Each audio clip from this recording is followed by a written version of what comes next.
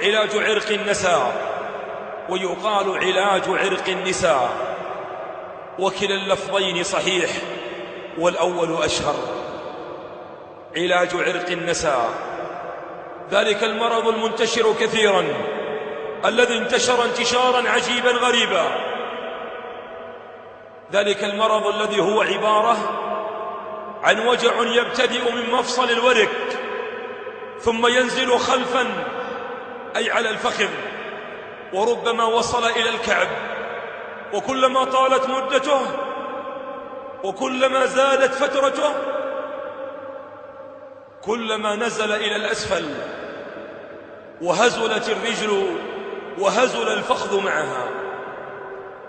هذا المرض أيها الناس أعلمنا نبينا صلى الله عليه وسلم بعلاج له وبوصفة شرعية نبوية. قال صلى الله عليه وسلم فيما أخرج الإمام ابن ماجه من حديث أنس رضي الله عنه قال: سمعت النبي صلى الله عليه وسلم يقول: علاج عرق النساء إلية شاة أعرابية تذاب ثم تجزأ 3 أجزاء ثم يشرب على الريق في كل يوم جزءا. يقول صلى الله عليه وسلم: علاج عرق النساء إلية شاة أعرابية. ما المراد بإلية الشاة الأعرابية؟ الشاة الأعرابية هي الشاة التي تكون للبدو، فهي ترعى وتسرح وتغدو وترعى بالعشب. وما المراد بإليتها؟ المراد بإليتها أيها الناس هو ذنبها، هو ذيلها المملوء بشحم كثير فيه.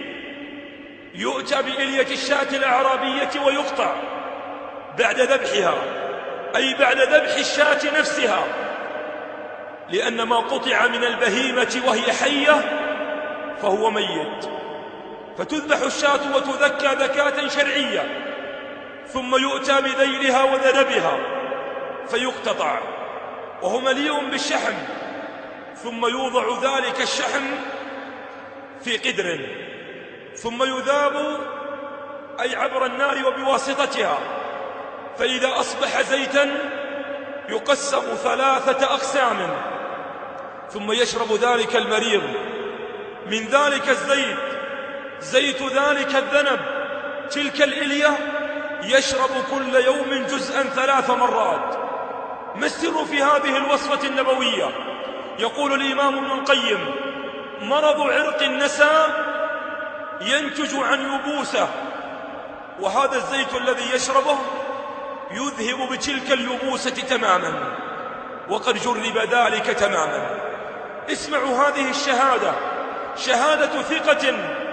يقول أنس بن مالك الصحابي الجليل، يقول: لقد وصفت ل300 نفس، أي هذه الوصفة كلهم يعافى.